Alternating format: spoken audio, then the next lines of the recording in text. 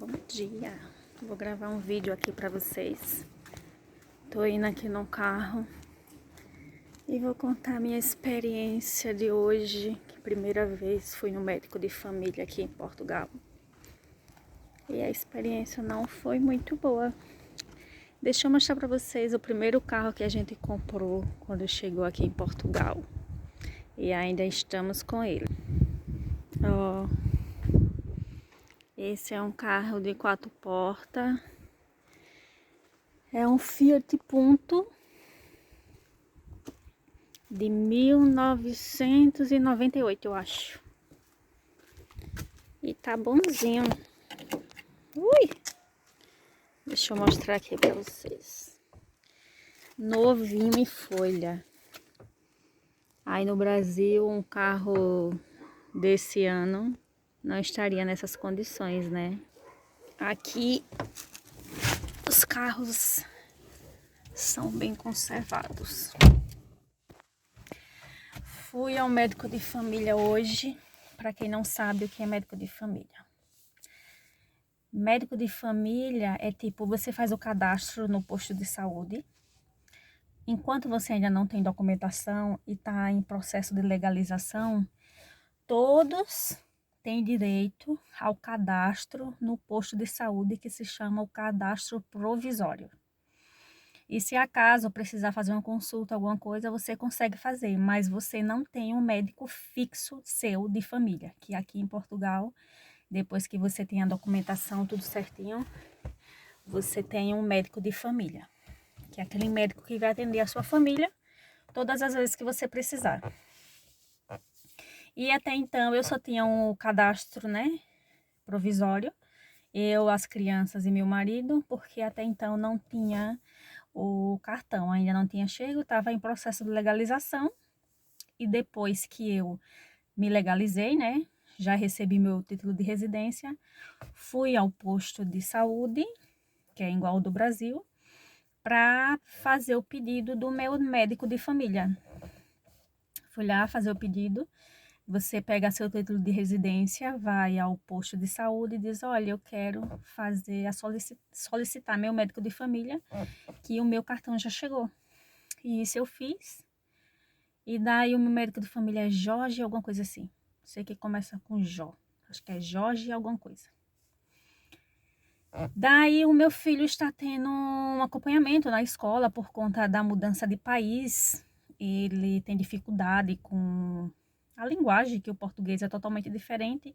Ele já tem 2 anos que está aqui, estudando aqui, né? E já melhorou bastante, à vista do que quando ele chegou aqui. Ele tinha muito mais dificuldade e hoje tem bem menos. E ele tá passando pela psicóloga e pela fono, né? E daí eu tive uma reunião com a fono e a fono falou que, ai, não percebe o que ele fala, né? Que eles falam, não percebe. Não entende o que ele fala muito baixo, porque ele é muito tímido, né? Ele é muito, muito, muito tímido. Ele só não é tímido com nós lá em casa. Mas na escola, em ambiente assim, com pessoas, ele é muito tímido.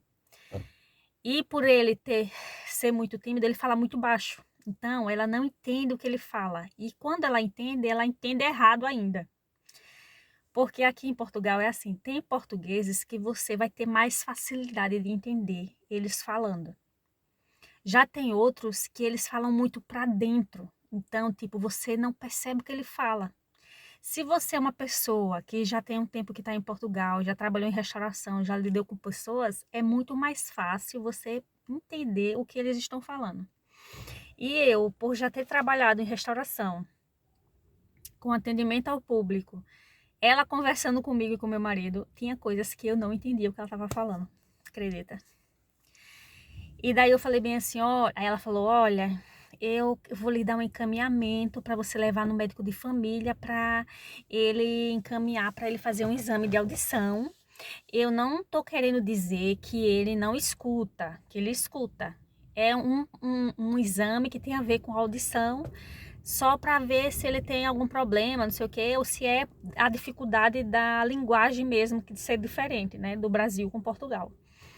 Daí eu falei para ela, olha, para tirar o seu encargo, né, e você ver que ele não tem nenhum problema, porque eu tenho certeza absoluta, 99,9% que esse menino não tem nenhum problema. Eu vou fazer o exame, vou levar ele para o médico e vou fazer para você tirar a sua dúvida, né? Porque vocês sabem que quando a criança está tendo acompanhamento na escola e a escola pede algum exame, você tem que fazer para a escola não achar que você não quer ajudar seu filho. Tipo assim, a escola está ajudando a criança, mas a mãe não quer ajudar a criança, a mãe não quer fazer o exame que eu estou pedindo. Então eu vou fazer o exame que você está pedindo. Aí hoje foi o grande dia, né? Já tinha marcado a consulta para hoje, dia 15 de dezembro. E fui fazer essa bela consulta. Até então não conhecia esse médico de família. E fui lá, e até então eu já tinha ido no posto de saúde e já tinha tomado vacina, já tinha levado a Júlia para tomar vacina. A enfermeira muito simpática, portuguesa também. E ela muito falando tão bem, se precisar de alguma coisa, precisar fazer uma consulta, pode vir marcar, que não sei o que. Eu disse, ai, tô no céu e não sabia. Na minha cabeça, né? Aí eu falei bem assim, ai, tô no céu e não sabia. Daí eu falei bem assim, ai meu Deus, obrigado, eu tive tanta sorte. Olha, é um posto de saúde que as pessoas são tão prestativas, tão simpáticas. Daí fui hoje fazer a consulta do Caio, cheguei lá, um médico de família maravilhoso, para não dizer o contrário. Deixa eu ver se eu consigo colocar esse celular aqui. Não, não consigo. Daí ele fui, né, pro médico, entrei lá na sala. Pra começar, eu fui à casa de banho, fui no banheiro, né? Daí eu falei bem assim pra moça que tava lá, que era uma brasileira também, que tava esperando ser atendida com a criança. Aí eu disse, olha, já tinha passado pela enfermeira, né? Aí eu falei bem assim, se ele chamar o Caio, você fala que eu fui na casa de banho, que eu já vou, que eu já volto. Daí ela falou bem assim, ai, tá bem, se ele chamar, eu falo sim. Aí quando eu voltei do banheiro com o Caio, ele já tinha me chamado. Daí ela falou assim, olha, ele já lhe chamou, eu entrei com meu filho, que ele foi olhar um negócio no meu filho, mas não tem ninguém lá. Não tem ninguém lá. Eu acho que você já pode entrar. Daí eu falei bem assim, então tá bem. Aí fui e entrei. Daí cheguei lá na porta do médico, bati na porta. Daí aí eu percebi que ele tava no telefone. Aí fiquei lá na porta esperando ele parar de falar no telefone. Quando ele terminou de falar no telefone, aí eu bati na porta novamente e fui entrando, né? Eu disse, posso entrar? Daí ele falou bem assim, não, pode esperar lá que eu chamo. Aí eu falei bem assim, não, eu vim porque você já chamou, é o Caio. E a moça falou que já podia vir, porque você já tinha chamado. Ah, não, mas eu ainda tô terminando um negócio aqui no sistema e já te chamo. Não, não, não, venha, fica aí, espera aí. Pode aguardar aí. Daí entrei na sala e sentei lá na cadeira com meu filho. Um médico nada simpático. Eu não sei se é porque é o hábito e o costume que a gente tem no Brasil. Que os médicos não são todos, mas a maioria, que todos que eu já fui no Brasil, tipo, são médicos que falam com a criança, e até porque a consulta era com meu filho, né?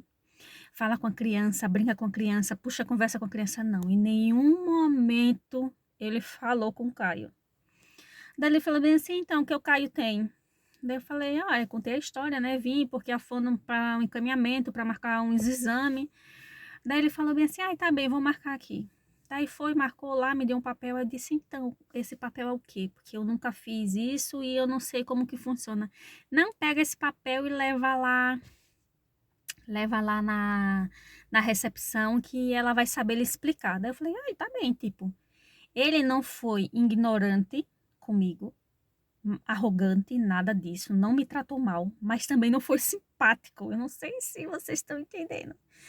Tipo, ele não me deu abertura de falar outras coisas, tipo, aí o Caio me reclamou já quando a gente estava lá, que tava com a dor no meio da barriga e quando apertava doía.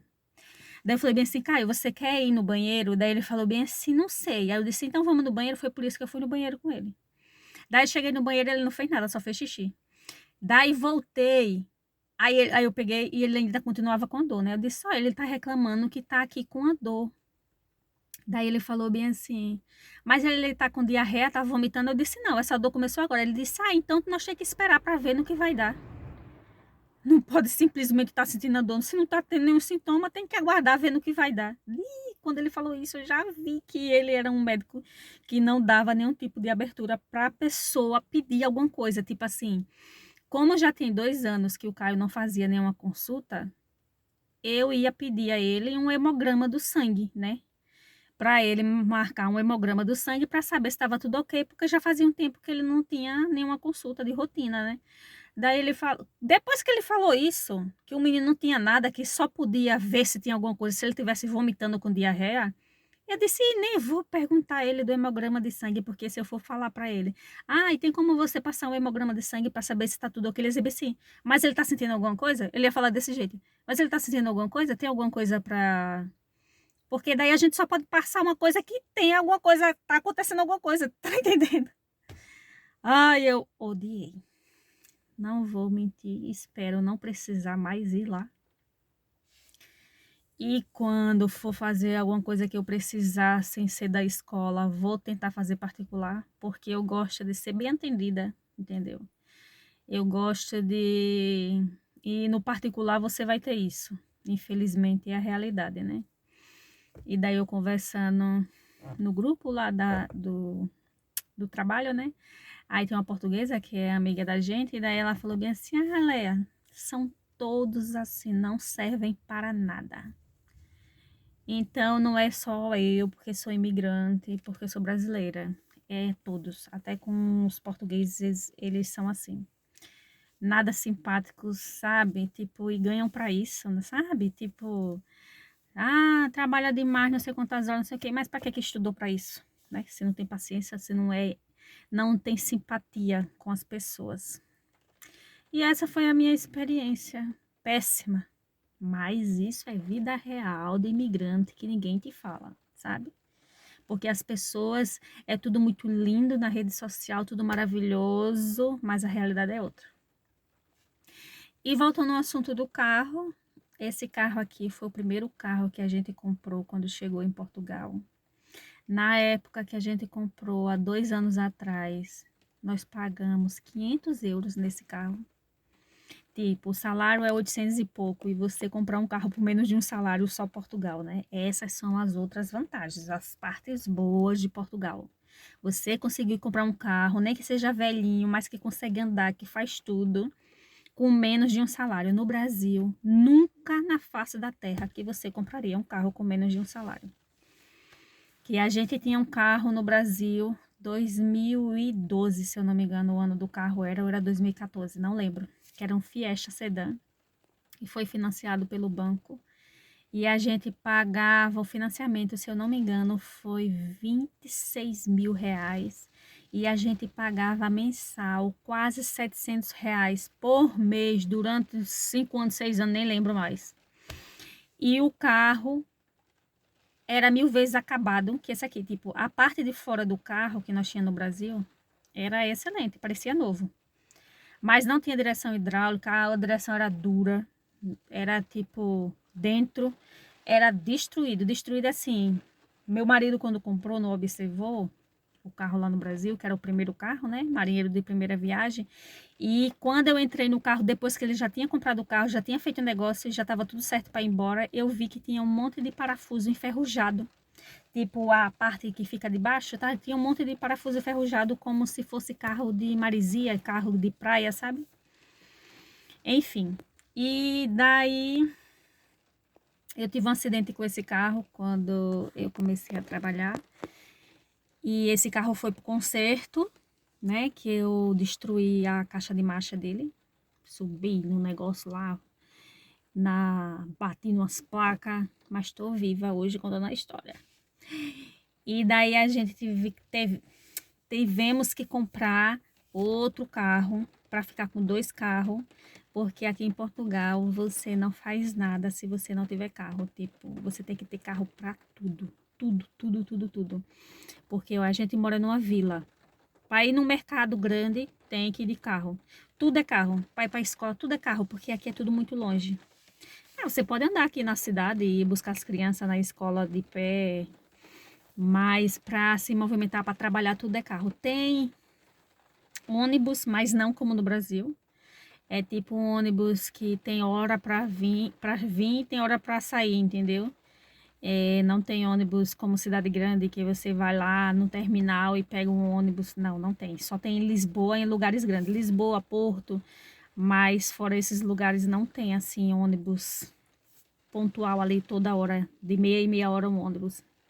Então você depende muito do carro. E daí nós compramos outro carro, que também não é novo, mas é 2002, eu acho. E que está no conserto, porque o pobre não tem um minuto de paz. Meu marido foi resolver umas coisas em 2 horas daqui de casa, em Setúbal. E daí ele foi, quando chegou no caminho, a luz do... Ai, como que chama? A luz Ai, aquele negócio que coisa energia do carro. Ah, esqueci o nome. Uma luz acendeu. Daí meu marido falou bem assim, olha, a luz acendeu, não sei se eu vou conseguir chegar lá. Daí conseguiu chegar lá para resolver o que tinha para resolver. Aí disse, ó, eu tô voltando para casa e não sei se o carro vai conseguir chegar em casa. Daí eu falei bem assim, tá bem, qualquer coisa você me fala. Quando faltava 90 quilômetros para chegar em casa, o carro parou de vez. Daí foi, teve que chamar o guincho e o carro tá no conserto para resolver isso, para trocar uma peça que não tava passando energia pro carro. A bateria, acendeu a luz da bateria e daí o carro parou de vez. Não tá conseguindo ligar a bateria. É uma peça lá.